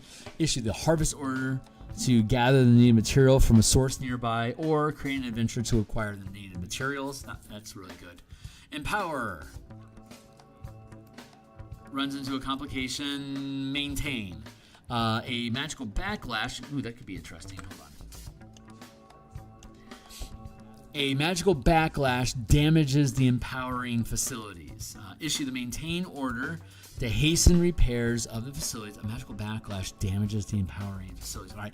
Issue the maintain order to hasten repairs of the facility, or create an adventure to discover the cause of the magical backlash. I'm cool with that. Recruit. Hirelings accidentally create a living spell in your facility that goes on a rampage. Issue the recruit order to hire specialists to remove the living spell, or create an adventure to stop the living spell from harming the facilities and hirelings. As a research order, the plans to empower the item are flawed. Issue the research order to discover new plans. It's the same as crafting, or create an adventure to locate new plans. And then trade. The Bastion doesn't have the necessary exotic materials needed to empower the item. Issue the trade order to establish new sources of materials, or create an adventure to acquire the necessary materials.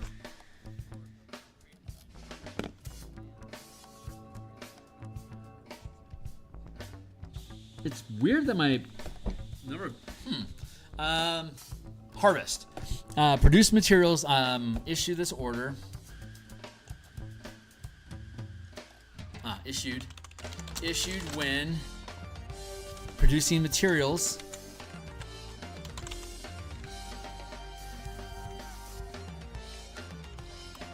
for item creation. Craft.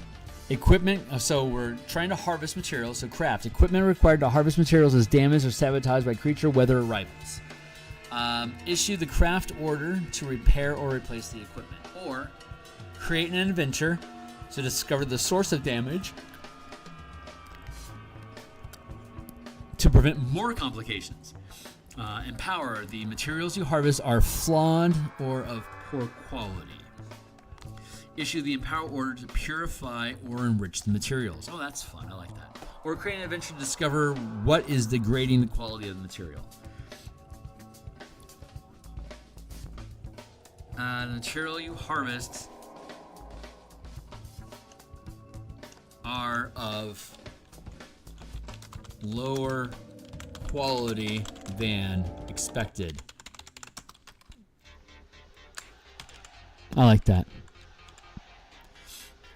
Issue the empower order to purify and enrich the materials to improve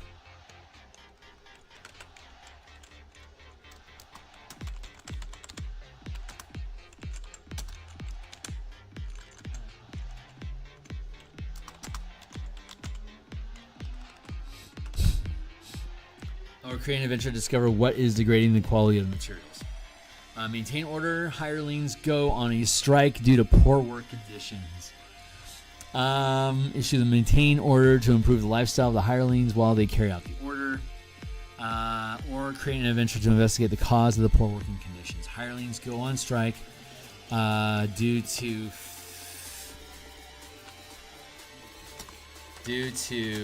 fear of attacks. Issue the maintain order to improve the lifestyle of pay for the additional risk. Or create an adventure to investigate the cause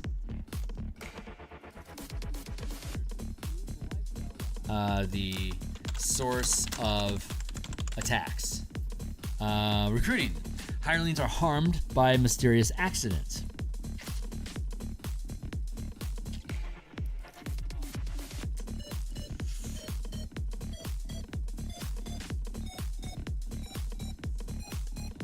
Hirelings refuse to work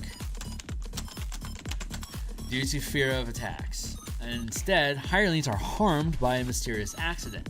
Issue the recruit order to hire additional workers, to hire additional hirelings.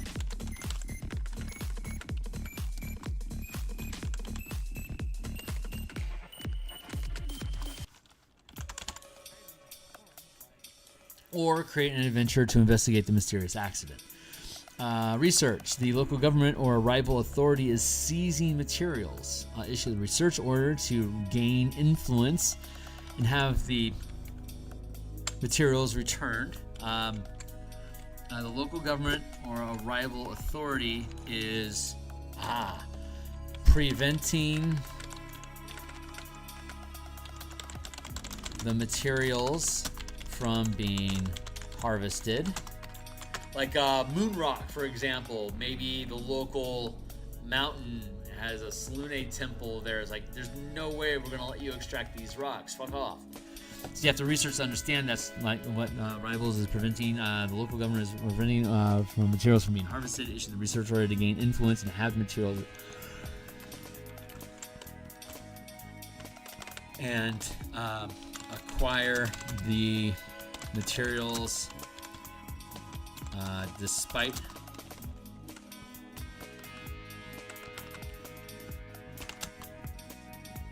acquire the materials or create an adventure to investigate why materials are being blocked. Probably not the right word, but there it is. Trade. A mysterious natural disaster disrupts harvesting. Issue the trade order to find a new source of materials or create an adventure to investigate the natural disaster.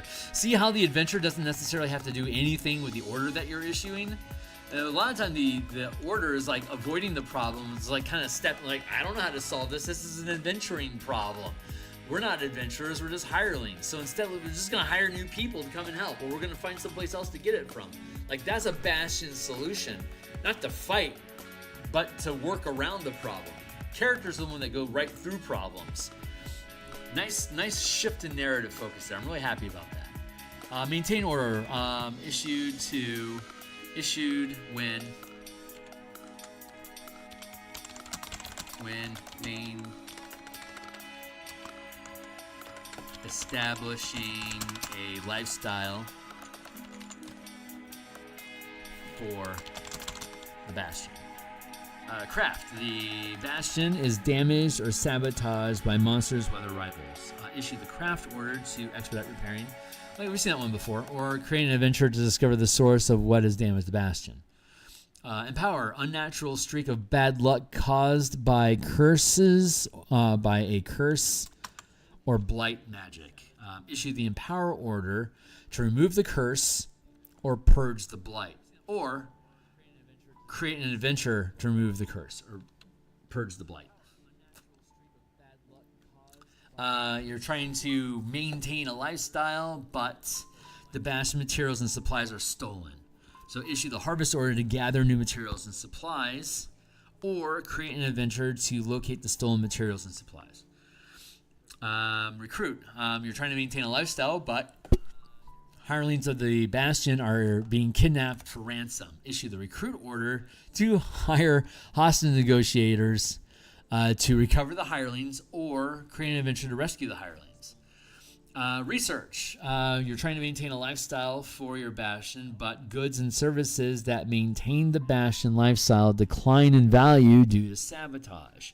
So you issue the research order to discover a spy in your midst, or create an adventure to stop the rival from meddling with your Bastion's lifestyle. You're trying to maintain a lifestyle for your Bastion, but goods and services provided by the Bastion are undercut by competitors. Oh, you can't maintain your lifestyle because you can't sell your shit because you're getting undercut. Got it. So issue the trade order to expand into new markets, or create an adventure to drive the competitors from the market.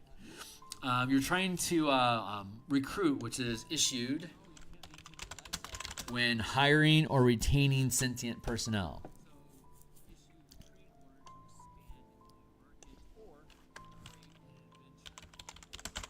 Hiring and retaining hirelings.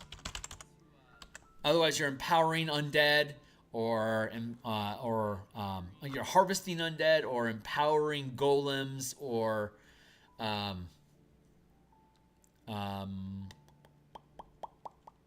yeah, I think those are two ways that we can gather allies other than recruiting. So you're trying to recruit new hirelings. But the target recruiting demands better facilities or equipment. So you issue the craft order to renovate Bastion facilities or create additional equipment, or you create an adventure to acquire new equipment. You're trying to you issue the order to hire issued when acquiring and retaining. Acquiring is a good generic term, a good generic verb. Issued when acquiring and retaining, because you can acquire hirelings, you can acquire materials, you can acquire items, you can acquire lifestyle. Acquire is a good term. We're going to use that. So when you issue the recruit order to acquire and retain you issued the recruit order to acquire and retain hirelings, but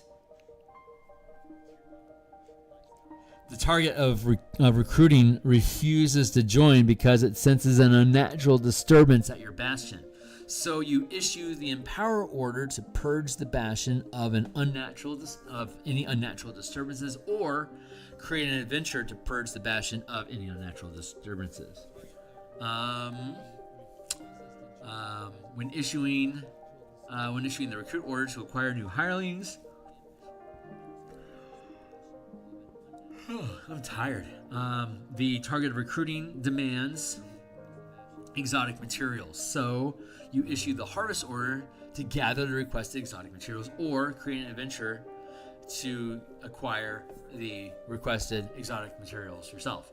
When you issue the recruit order to acquire a new hireling, but the target of recruiting demands a bonus reward. So you issue the maintain order to provide additional accommodations for the new recruit, or create an adventure to acquire exotic treasure to appease the new recruit.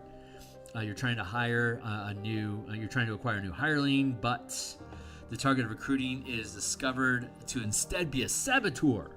So issue the research order to discover the saboteur's patron, or create an adventure to confront the saboteur's patron. Issue the research order to discover.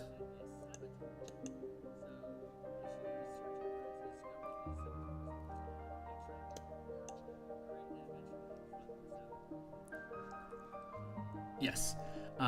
You're attempting to recruit a new hireling, but the target of recruiting requires specific materials or items. So you issue the trade order to acquire the required materials or items, or create an adventure to acquire the required materials or items. These are getting to be a little bit redundant on some of these. Maybe that's the right way to do it. Okay, so research issued when discovering new information. You're attempting to discover new information when the facilities are mysteriously damaged or sabotaged, disrupting further research. So you issue the craft order to expedite repairing the facility. We've seen that a few times now. Or create an adventure to stop the source of damage or sabotage. So you're attempting to discover new information when magical warding prevents hirelings from researching the chosen topic. So you issue the empower order to dispel the warding, preventing further research, or create an adventure to investigate the sources of wards. This could be like researching Beelzebub's name. You end up with a bunch of what are they called? Allip, A-L-L-I-P. It's an undead that's created when you're trying to discover dark knowledge. It's a curse. So Allip's attack, like that could be the source of sabotage or damage. Alternative, or like if you are, if you're trying to find out information about a local thieves guild that you want to disrupt or take over. Magical warding prevents hirelings. So like they have wards up that prevent you from being able to scry or do any kind of divination magic related to that location as a target. So now you have to actually infiltrate it and see for yourself. Trying to discover new information, but the Bastion is invested with memory loss fungus. Hirelings keep forgetting what they discover. That's awesome. So hirelings keep forgetting what they discover. So you can issue the harvest order to gather the fungus and clear the Bastion of the infestation, or create an adventure to discover the origin of the fungus in the Bastion. Like that could lead into the Underdark or some like Last Among Us or something. You're trying to discover information, but hirelings discover a dark secret. They're afraid to research any further. So you issue the maintain order to increase compensation to continue despite the risk, or you create an adventure to quell the fears of the hirelings. You're attempting to discover information, but the target of the research retaliates against the researching hirelings. So you issue the recruit order to increase security at the Bastion, or create an adventure to end hostilities with the target of research. You're attempting to discover information when the hirelings require expensive sources of information to proceed with research. So you have to issue the trade order to acquire the expensive sources, or create an adventure to acquire the expensive resources. Like this could be like you have to bribe a sage, or like it's a special book and there's only one copy of it, so you have to requisite a copy of the book, or like you have to go to Candlekeep and do some bullshit there. Who knows? So issued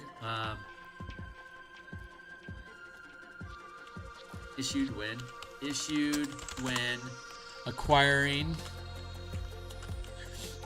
non-magical items or the materials needed. When acquiring items or the materials needed to create magical items. Issued when acquiring items or materials.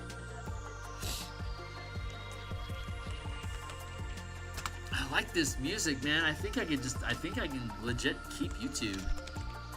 I think I can drop Epidemic for now.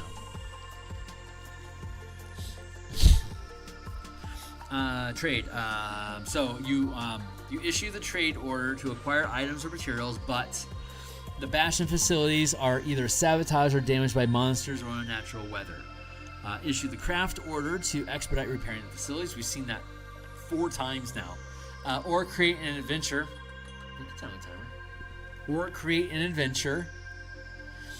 To fight off monsters and saboteurs, or discover the source of unnatural weather. You issue the trade order to acquire items or materials, but harvesting hirelings mysteriously harvesting hirelings mysteriously disappears. So you issue the harvest order to expedite harvesting before more hirelings disappear, or create an adventure to investigate what is causing hirelings to disappear. You're attempting to acquire items or materials, but a settlement the Bastions trade with is blighted with a curse. So you issue the Empower Order to purge the blight from the settlement, or create an adventure to discover the source of the blight. You're attempting to acquire items and materials, but the hirelings of a nearby settlement rebel against the governing Bastion, halting all trade. So you issue the Maintain Order to purchase safe passage for the Bastion's hirelings during trade, or create an adventure to end the rebellion, disrupting trade. You're attempting to acquire items and materials, but the Bastion's merchant route are blockaded by rivals.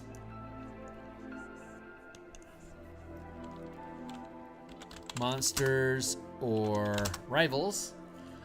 So you issue the Recruit Order to hire mercenaries to clear the blockade, or you create an adventure to drive the rivals, monsters or rivals, from the Bastion on merchant routes.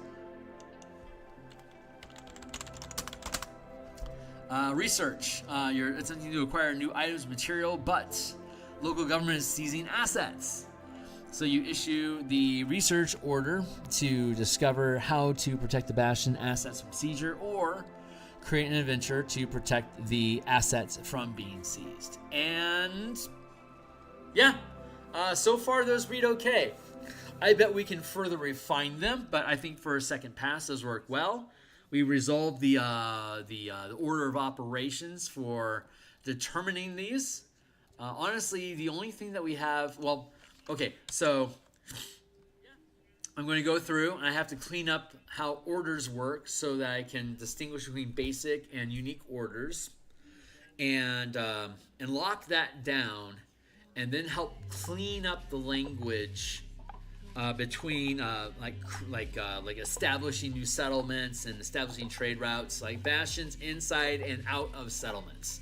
Basically, that's like a bastion. A bastion either has the that's not necessarily true. A bastion is either in a settlement or it's not. If it's in a settlement, it uses the Maintain Order to make use of the materials and resources and the wealth of the community to be able to interact in commerce. If it's outside of a settlement and it's on its own, it has to establish a trade route to get access to those materials. The end result is the exact same. You can maintain a lifestyle equal to the result that you rolled, or but they're different because they're narrated differently, but it's still the same result. So those are orders that you issue to the Bastion regardless of your facilities.